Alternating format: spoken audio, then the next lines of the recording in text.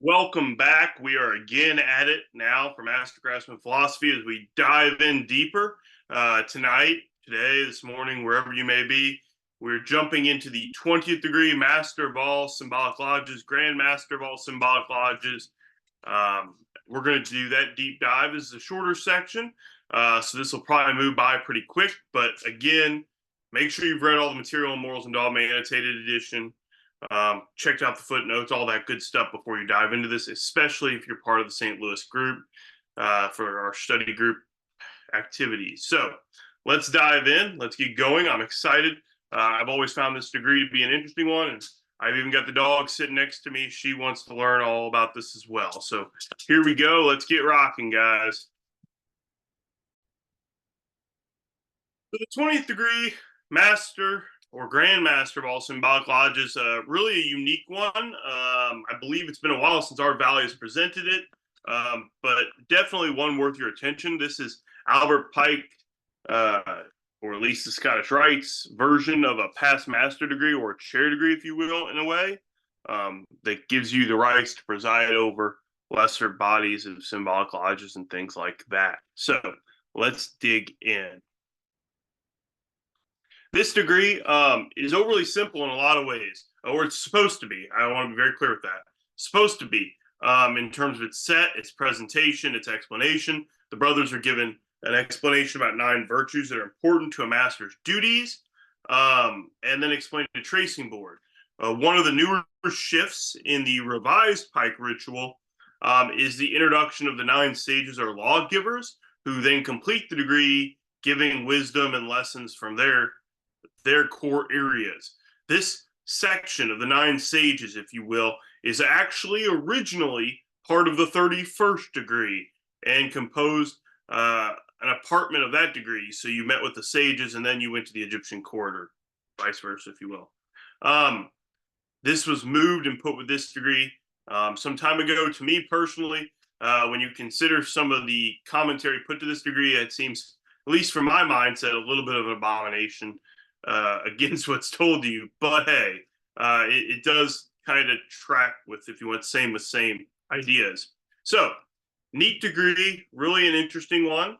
The rubric tells us, and this is where I'm coming from on my comments a minute ago, the 20th degree is a most beautiful degree, conferred in full, including the opening and closing. It presents the lessons of the degree in a pure classical drama, scarcely exceeded anywhere. Nothing should be added or subtracted. Finish the degree according to the ritual. Do not spoil it by introducing a thing. And this is very, very early on from the premise of this work. And when it talks about the opening and closing and things like that, what I think is beautiful about this degree, one of the most beautiful points, is you relight these 9 virtues, candles, excuse me, representing virtues in the course of the degree. And at the closing of the degree, each of these officers carries a candle out of the lodge room. That's how it ends. And the master basically says, who will carry this virtue out into the world? Who will do this? Who will carry that? And each of the officers does. Inevitably, the final candle is left, and the master says that he will carry truth into the world and just grabs the candle and leaves. And I think it's just a beautiful concept, truly a beautiful idea in execution for this degree. So, kind of a neat one. Those 9 candles, of course, represent veneration, charity, generosity, heroism, honor, patriotism, justice, toleration, and truth. And they're said to be some of the aspects of a master's duty, the primary ones that he incorporates within himself to dispense light and knowledge as a master to the craft as he is required to do. So, we're told that a true Mason is a practical philosopher who, under religious emblems in all ages, adopted by wisdom, builds upon plans traced by nature and reason to create a moral edifice of knowledge. He improves his moral nature and becomes a better man, and he finds in the reunion of virtuous men assembled with pure views the meanings of multiplying the acts of his beneficence. Masonry and philosophy, without being one and the same thing, have the same object and purposes to themselves, same end.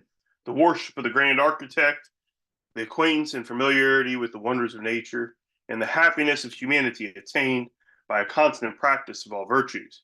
As a grand master of all symbolic lodges, we have an especial duty to aid in restoring Masonry to its primitive purpose. You, as a master, are now an instructor. Masonry, of course, has long wandered in error. Instead of improving, it is degenerated from its primitive simplicity. It's retrograded toward a system distorted by stupidity and ignorance, which, unable to construct a beautiful machine, made a complicated one. Less than several hundred years before, Pike tells us its organization was simple, altogether moral. Its emblems and allegories were easy to understand, and its purposes and objects ready to be seen. It was then confined, of course, to a small number of degrees. He then kind of talks about how it's expanded and shifted a little bit. And Masonry, at once religious and philosophical, was worthy of a good citizen and the enlightened philanthropist. Over time, ignorance and innovation swept into the craft, and they overturned this primitive simplicity. It engaged in the work of making more and more degrees, trifles and gewgaws and pretend mysteries, absurd and hideous ideas that usurped, and upseated the place of Masonic truth. The pictures of horrid vengeance, the poignard of a bloody head, appeared in the peaceful temples of Masonry without sufficient explanation of their symbolic meaning. Oaths out of all proportion were their object, shocking the candidate, and then they became ridiculous and were totally disregarded. Pike here is noting the fact that over time, Masonry grew through different mysteries and questions. And he's not attacking Masonry at large in the higher degrees, if you will, or hog grades. More particularly, he points to degrees which seem to have no purpose or were outside the scope of Masonry and their impact. And here he's talking particularly about horrid vengeance, bloody heads, things like that. He's talking about the early versions of the 9th, 10th, and 11th degree, the Elo degrees, which of course became part of the Scottish Rite. Very early on, these were just about blood and vengeance.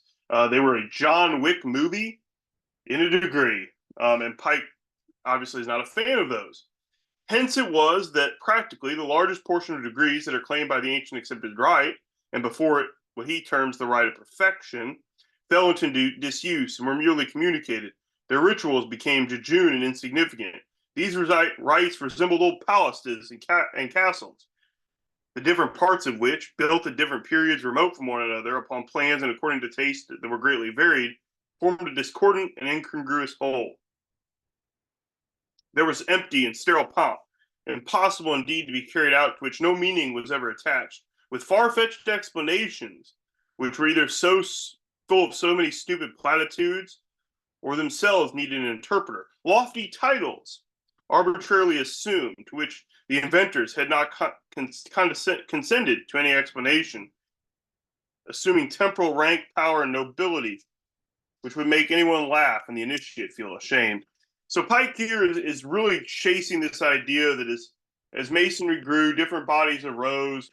They became too complex. They became too arduous. They bloated. They bloated, and perhaps did not have the effect they were supposed to, and thus, as he puts it, the initiate felt ashamed.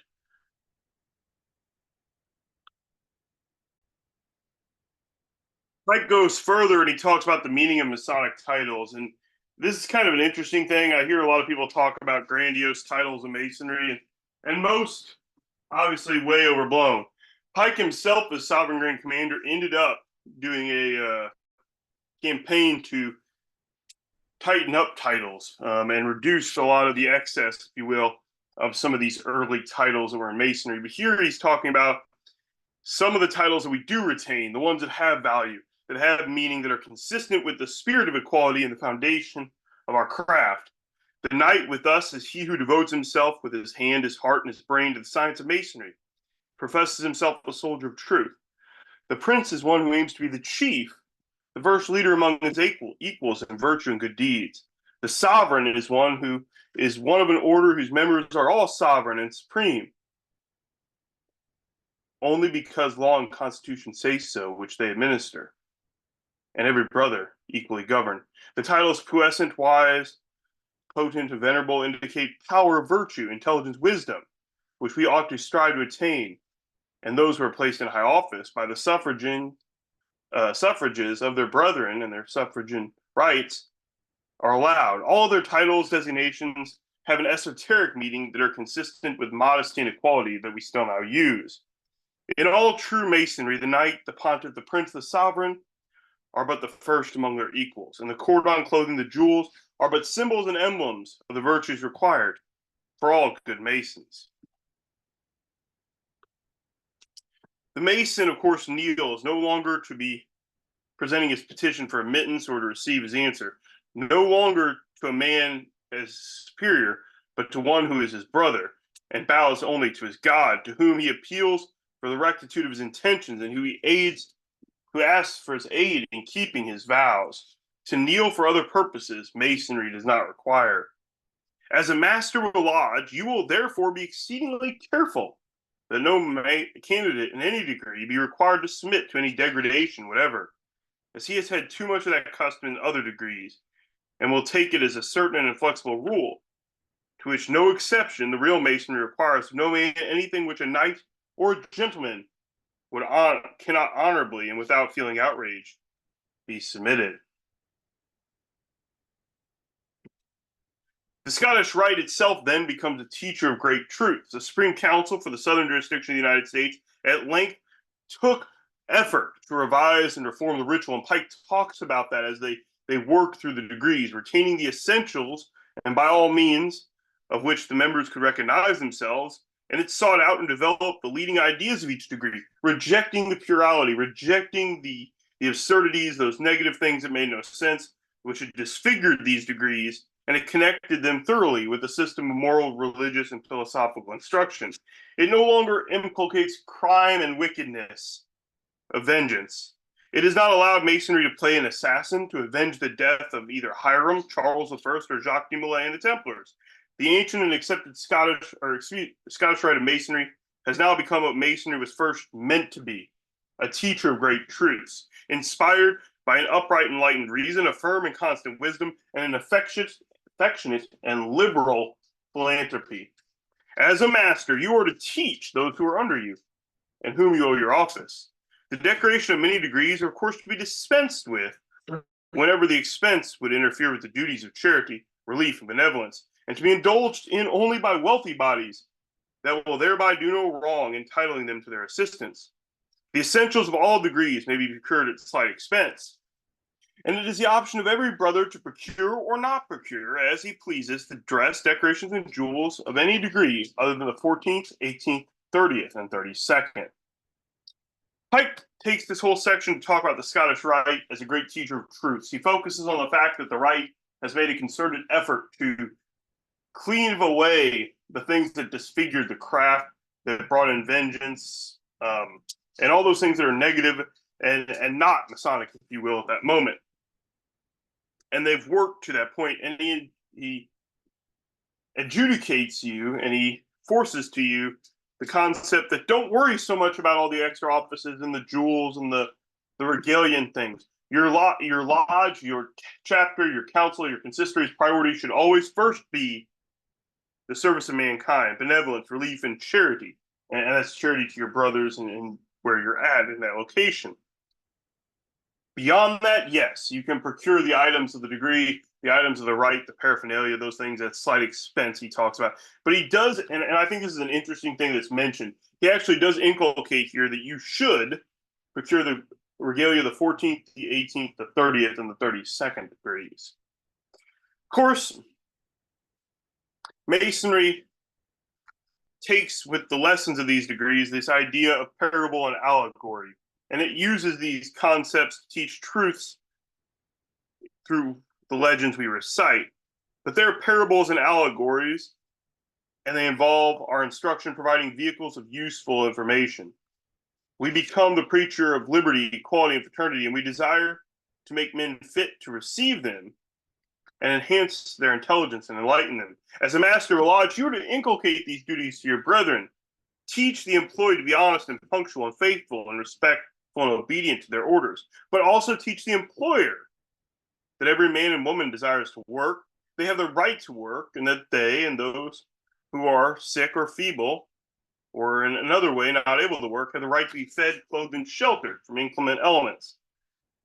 It is an awful sin against masonry in the sight of God if he closes up his businesses or ceases to work in the mines when they do not yield him a sufficient profit. And so he dismisses his workmen, sending them away where they can starve, or reduces their wages to a low standard that they cannot care for their families. So Pike here talks about the fact that as an employee, as an individual, we need to step up, we need to stand to our duties and work, and we need to put that effort in if we can. And as an employer, we need to take care of those who work for us, provide for them as best we can, not just look at the almighty dollar, if you will, and reduce and kick them out and cast them aside as needed. Except as mere symbols of the moral virtues and intellectual qualities, the tools and implements of masonry belong exclusively to the first 3 degrees. They also, however, serve to remind us and remind the mason who has advanced further that his new labors, as he takes on higher degrees, is based upon humble work in the symbolic labor. And if they are, as they are properly termed, because they are symbolic degrees. Masonry, of course, is going to inculcate to us this performance of duty, as we've kind of already harped on, this idea that there are 3 kinds of work necessary to the preservation and protection of man and society, which, as Masons, we should labor to endeavor to prop forward. Manual labor, specifically belonging to the blue degrees, labor in arms, which is symbolized by the knightly or chivalric degrees, and intellectual labor, belonging in particular to the philosophical degrees. This idea that our work is divided in Masonry and gradually expands is kind of interesting. It reminds me in a way of the transition of the square to the compass, the idea of the material to the spiritual progression. And Pike talks here about this idea of uncovering truths and through our labors, advancing forward as we move through these areas. Keeping that in mind, it pushes us now to understand Pike's discussion on the duties and Masonic classes. Pike's discussion on the duties of Masonic classes is kind of interesting as he breaks apart the relationship of the degrees to the various portions of our work, to the various facets of the craft. And he notes to us that the duties of the class of instructors, that is, Masons of the degree from the 4th to the 8th, are to work and perfect the younger Masons in their words, their signs, their tokens, and the work they've received, to explain to them the meanings of these emblems.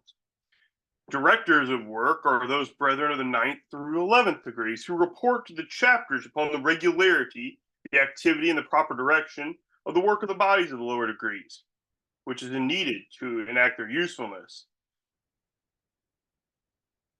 These brothers, of course, are going to be involved in various other bodies, lower and lesser, if you will, in structure. And it's mentioned here that, of course, in the Symbolic Lodge, they're charged to stimulate the zeal of the workmen, to inculcate them and induce them to engage in new labors. The architects, with the 12th through 14th degree brethren, are selected from none but brothers who are well instructed in the prior degrees. They should be zealous, capable of discoursing upon masonry, illustrating it, and discussing the simple questions of moral philosophy. The knights of the 15th and 16th degree, of course, wear the sword. They are bound to prevent and repair as far as may be in their power injustices in the world and in masonry, to protect the weak and bring oppressors to justice. Their work and lectures must be in spirit, and they should inquire whether masonry fulfills, as far as they can, its principal purpose. The higher degrees, those only should be received by those who have had sufficient reading and information to discuss the great questions of philosophy. From the orators of your lodge should be selected, as well as those of the council and chapter. So here Pike is talking about this fact that, okay, the 4th through 8th, they're hands-on with brethren of lesser degrees, teaching them the work. The directors are managing it.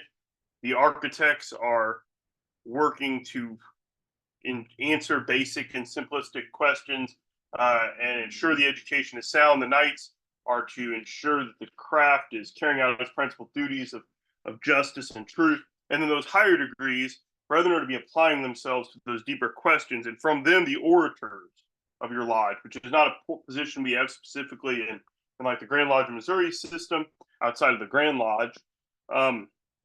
But you see frequently in other systems in a lodge, the orators should be selected from those of the councils and chapters who are conversant in these topics. And they're charged to suggest measures to make Masonry entirely faithful to the spirit of its instruction, and that will tend to make it the great teacher of mankind. Take a moment. We just talked about some of this stuff, but make some notes here. Consider what the Knight, Prince, Sovereign, or the Puissant or Venerable, what do those titles actually pertain to in regards to our craft? What do they mean to you when you hear them? What should they mean? Pike talks about revisiting the ritual of the rite. What do they keep? What do they discard? What do they add? I think we addressed that pretty well earlier. Pike, of course, airs some of his early disagreements with early degrees, especially some of the vengeance motifs. Consider those thoughts. And then last but not least, consider some of the duties of a master of the lodge.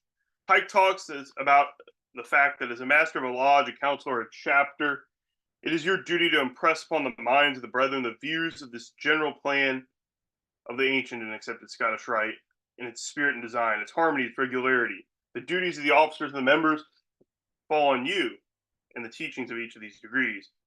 You are not to allow any assembly over you preside to close without recalling to the mind of the brethren the virtues and duties which are represented upon the tracing board of this degree. And the tracing board of this degree emulates all those virtues and ideas which we can inculcate in all the prior degrees in terms of moral instruction. He completes this with telling us that we should work and not forget the morality of our lodge become inferior to that of the Persian or Chinese philosopher. Urge our brethren to take the teachings and the unostentatious practice of morality of the lodge without regard to time, place, or religion, or people outside of it. Urge them to love one another, to respect all forms of worship, to fraternize with all men and assist those who are unfortunate, to make constant the rule of their life, to think well, speak well, and act well, to place the sage above the soldier, the noble, the prince, take the wise and good as their models, to see that their profession and practice, their teaching and the conduct of how they behave, and do always as a mason would, to make their motto, do that which thou oughtst to do, let the result be what it will be. Such, my brother, the duties of your office, this Grand Master of all Symbolic lodges, which you have sought to be qualified. Perform them and advance the great cause of Masonry, humanity, and progress. This is a beautiful degree, truly one that's enjoyable, and I hope you've taken some time to consider it, to think about it a little bit, and reflect on it. With that said, brethren, have a good evening, good night, good morning. Thank you again for joining us to be part of this fantastic exploration of morals and dogma as we looked at the 20th degree. We'll catch you next time. This is Master Craftsman Philosophy. Adios.